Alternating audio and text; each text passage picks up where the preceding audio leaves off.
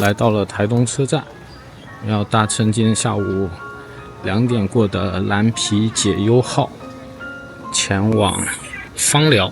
这是台湾的一辆可以看到海的观光列车，一起去看看会有什么特别的体验吧。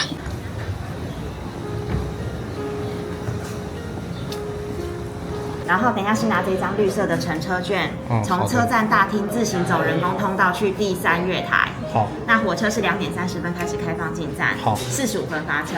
好，然后你们上车的时候，导览老师会发导览用的主机跟挂绳给你们，全程导览到访寮。好的，2个地方会下车做走读。好的。走读的时候车门会关起来，如果你有大件不方便携带下车的东西，放在车上没关系。好的。贵重物品跟车票帮我随身携带。我刚才呢已经去报到了，然后呢有一张车票，一个信封，然后还有一把扇子。然后这个信封里面呢有一个耳机，是导览用的。然后呢还有一张明信片。然后这个明信片的后面呢是一张以前的这种台铁的车票。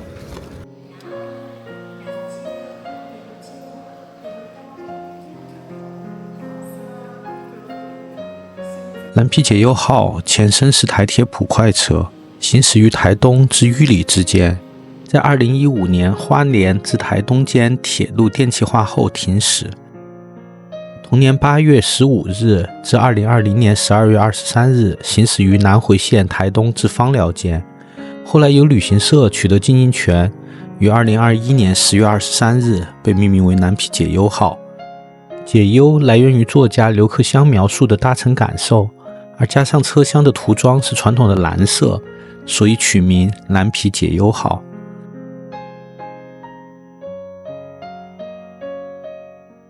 所以这个车厢是最安静的是最安静，因为我们今天回程只有1车，所以我们就选择到最后的车厢，让大家可以舒服一点。和印象中价格高昂且装饰豪华的观光列车截然相反，蓝皮解忧号只要新台币699，可能这是全世界最便宜的观光列车了吧。谢谢。当然，这也可以算是最破的火车，因为车上是复古的皮质座椅，没有冷气，只有电风扇。只有一个导览机，我们等一会儿可以听讲解。所以现在正确的德语是什么？请勿把手机伸出窗外那为什么不要伸出去呢？因为前面会外面。导览老师是整个行程的一大亮点，风趣幽默，能说会道，很会讲故事。对不对？今天我很幸运搭到火车的最后，想来之后往后看，来看到后面有一个窗户有没有？来，那个窗户的景色什么时候看得到？你知道吗？以前只有看电影才看得到。对，今天呢3个多小时让你看得到。这几个卫兵要拍照的时候怎样？不要靠着它不然就看到了韩国最有名的电影叫什么？失速列车，就有人开始掉下去追火车了对，我跟你讲，你追不到，火车可以跑70公里。那时候呢，在上班的时候呢，因为工作很忙，所以进了公司就没有时间吃早餐所以我就养成了一个好习惯每天吃饱了才会进公司吃早餐的时候以前要什么？吃早餐要配什么？要配什么？奶茶很好，但是有一个最好的叫什么？报纸。以前没有手机所以借由他的讲述，让我了解了很多关于台湾和火车的故事。刚好翻着就看到《自由时报》呢，上面有一张照片，好吸引我一条长长的路上呢，那个桥上停了一台蓝蓝的火车哇，怎么那么可爱然后呢，往头上看呢，看到它的标题写着“双东人的解忧列车”于是呢，我就很耐心的把它全部读完好啦，作者是谁呢？作者是我们刘克襄刘老师比如他说之前的火车喜欢漆成橘色，因为比较醒目，晚上也可以看得到。因为沿途有很多原住民，所以火车播报会有国语、客家话，还有族语。他甚至还讲到如何避免马蜂的攻击，不要喷香水，只要穿素色的衣服就好了。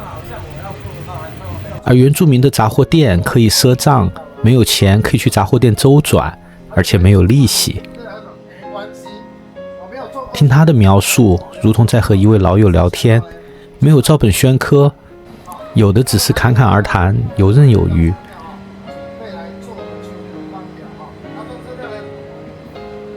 沿途我们会在2个站下车，其中一个是金轮站。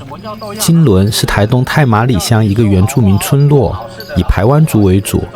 下车后，身着传统服饰的导览老师带领大家走访金轮，介绍在地生活习俗与信仰。左手边这幅图画呢，就是排湾族的陶瓮，就是俗称的古陶虎陶虎。那排湾族的三宝，也就是这就是站在首席位置，然后三宝就是古陶虎，再来青铜刀，再来琉璃珠，这就是排湾族的三宝。那你来上吧，来，我们导个小语一下，让大家了解一下以前的老人家怎么挑媳妇，怎么挑女婿的啊。好，然后这样的声音要很耐，要很温柔，这样老人家不喜欢像我刚刚那种声音，女孩子像我这种声音哦，嫁不出去。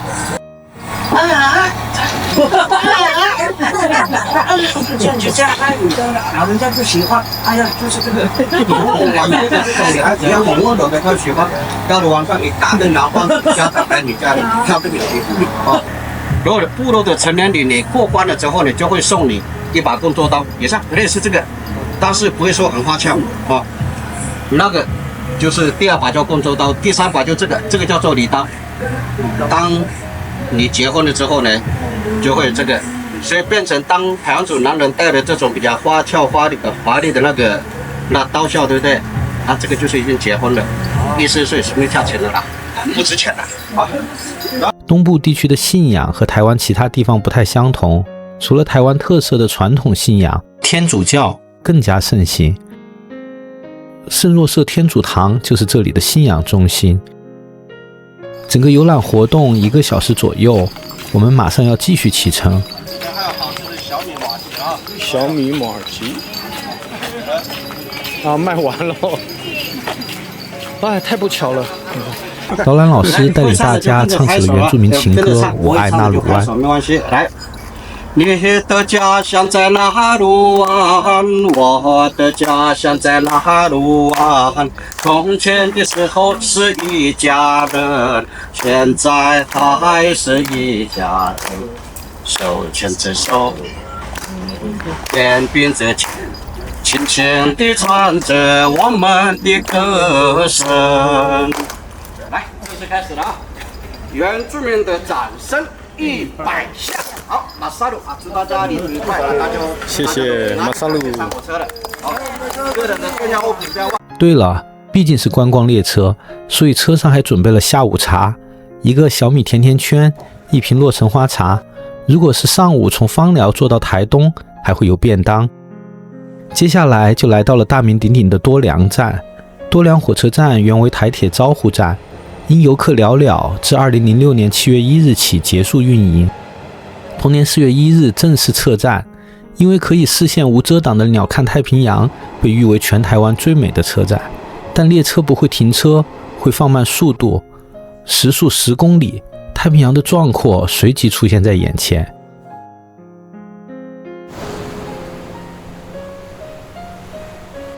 列车继续行驶，进入山区。全台第2长的中央隧道，多达18个大小隧道，每2公里就有5个隧道。窗外吹着的是时速40公里的落山风，隧道里面的风实在太大了。另一节车厢是购物区、解忧小铺，卖的周边商品设计都很不错，也蛮实用的。对不对？旅客上车喽，有没有？哎，旅客要下车喽。这个一个才100块，100块，对，100块。好，他们的造型你想通哦？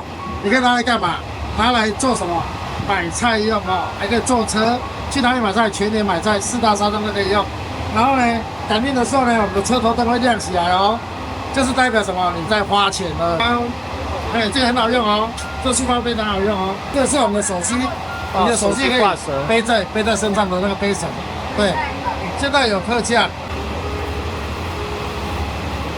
很好，我要买个，因为我蛮喜欢吃莲雾。要买小包的试看看啊。好，50块而已。好。因为隧道多且长，所以这时车内还会打开小夜灯。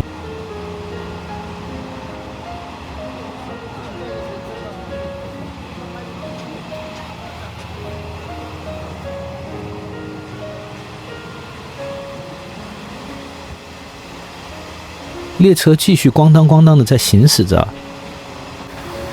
窗外飘着小雨，世界烟雨迷蒙，让我感觉仿佛闯进了台湾的老电影之中。耳机里面是导览老师绘声绘色的讲述，让人不禁脑补了很多情节。第二个停靠的车站是方山车站，这是台湾最南端的车站，是欣赏海上日落的好地方，也是8点档黄金岁月的拍摄地。这里可以远远地瞭望到绿岛，可惜天气欠佳，否则一定是更加壮阔的落日景象吧。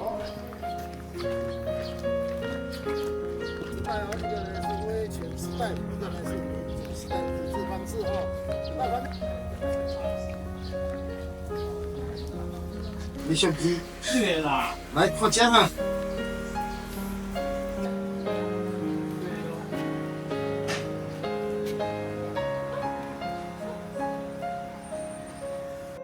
导览老师还讲到了一个有意思的车站——嘉路站。这个站被称为最大的小站，因为尽管原本旅客不多，每日仅2名乘客，但却是军运大站，每天2到4个车次，每月货物总收入超过100万，是全台唯一有停机坪的车站，而且还有一位可爱的猫站长。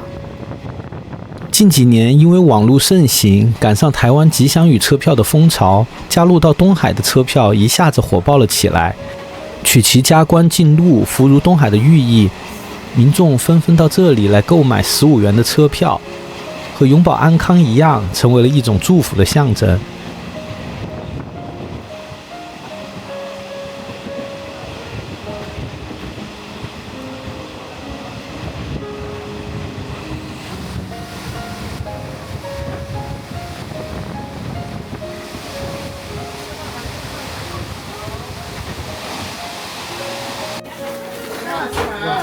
就这样不知不觉几个小时飞逝而过，我们到达了终点站屏东的枋寮站，这趟观光列车之旅就此结束。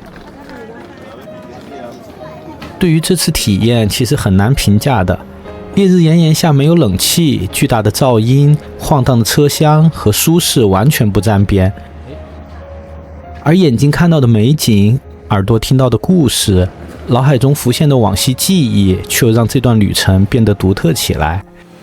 不知道大家对火车都有什么样的情节？至于我，它是一个强烈的符号，因为我从小生长在内陆山区，交通相对不便，火车变成了与外界联系的重要交通工具。小时候并不是常常能坐火车，可能2-3年才有机会搭乘一次。我脑中依稀还能回忆起那种拥挤嘈杂并且带有令人不舒服的味道的感觉。即使这样，儿时的我依旧满满憧憬，因为火车可以将我带向未知又让人期待的远方。